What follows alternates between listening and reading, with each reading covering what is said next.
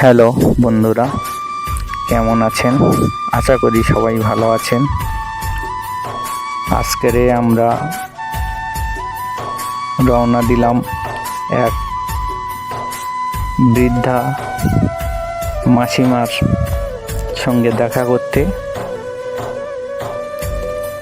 খুব অসহায় ব্যক্তি ইনি। আমাদের কাছে ফোন এসেছিল ওই জায়গা থেকে, এক প্রতিবেশী ফোন করেছিলেন, সে কারণে ওই মাসিমার সঙ্গে দেখা করতে আসছি আজকে। এই জায়গাটা নাম হলো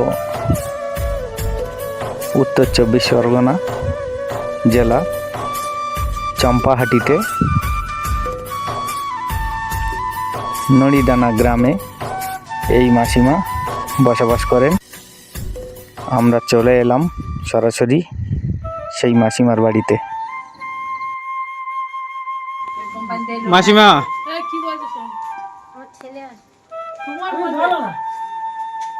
আপনার নাম কি মাসিমা বলুন? নমিতা পয়লাই। স্বামীর নাম? পানি পয়লাই। আপনি বসুন, আপনি তো অসুস্থ।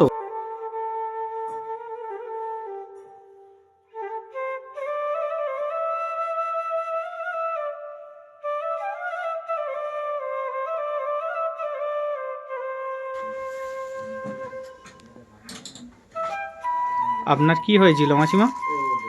ওই গঙ্গাসাগরে যাচ্ছিলাম, যেতে একটা গাড়ি উঠেছিলাম, একটা ট্যুর বাস এসে গিয়ে ধাক্কা দিয়েছে। তখন গাড়িটা গো গো করে ঘুরে উল্টে ফেলে দিয়েছে।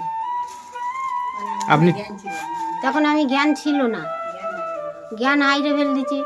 আর ওই আরও যারা ভালো ছিল তারা আমার ধরে নিয়ে ওই হসপিটালে নিয়ে গিয়ে তারপরে আমার ওই করেছে, ওই সব চিকিৎসা করেছে। আপনি কতদিন ভর্তি ছিলেন হসপিটালে? 3 দিন। 3 দিন পরে আপনি সুস্থ হয়ে বাড়ি ফেরেন, না আবার অন্য কোথাও ট্রান্সফার হয়েছিল? না, অন্য হসপিটালে গিয়েছিলাম। আবার কাকদ্বীপ থেকে অন্য হসপিটাল ট্রান্সফার করা হয়েছিল, তাই তো? হ্যাঁ সেখানে গিয়েছিলেন? হ্যাঁ, সেখানে গিয়ে আবার কতদিন ভর্তি ছিলেন? ওখানেও 3 দিন ছিলাম। 4 দিনের মাথায় বাড়ি এসেছি। এখন কি অবস্থা আপনার? শারীরিক অবস্থা কি রকম? শরীর দিক দিয়ে এই কোমরে অনেকক্ষণ ধরে বসে থাকলি গিয়ে কোমর যন্ত্রণা করে, হাঁটতে পারি না, মাথায় জ্বালা করে, বুক যন্ত্রণা করে। এখন তো ভালোভাবে সারে নেই, তো ডাক্তারখান থেকে আসছি, দেখতে আছে এই সকালে গেছি, এই আসছি। তাও আমার সেরকম তো এখন হসপিটালে ডাক্তারখানায় গেলে তো 500 টাকা ভিজিট। আমি এই পয়সাগুলো এখন কোথায় পাবো? আমার তো স্বামী নেই যে আমার দেবে। সেই তো বুঝলাম, কান্না করবেন না। আপনি নিজের উপরে ভরসা রাখুন, মালিক ঠিক দেখে দেবেন। আর সঙ্গে আমরা আছি। একটা ছেলে আছে, সব ফুচকার ব্যবসা করে। আমার একটা ছেলে মারা গিয়েছে। আপনার 2 ছেলে ছিল? এক ছেলে মারা গেছে? এ বাবা, এক ছেলে এক মেয়ে? আচ্ছা, আপনার বর্তমান ছেলে কি করেন? ফুচকার ব্যবসা করে এই ছেলে। এই ছেলের কাছে আমি থাকি। এই আপনার ছেলে, তাই তো? এই আমার ধরা গেল বাবা, আমার আর কেউ নেই। কান্না করবেন না,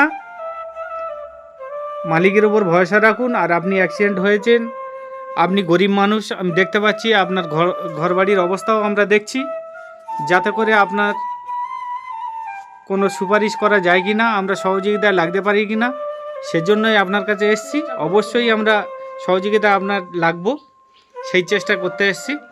আপনার ছেলের সঙ্গে একটু কথা বলবো। দাদা, মাসিমার তো দেখলাম শারীরিক অবস্থা এই রকম, কিন্তু আপনার বাড়ির অবস্থা যা দেখছি আমরা, খুবই খারাপ। এবং একদম গরিব বলতে নিম্ন স্তরের মানুষ বলে দেখা যাচ্ছে। আপনি বর্তমানে কি কাজকাম কি করেন?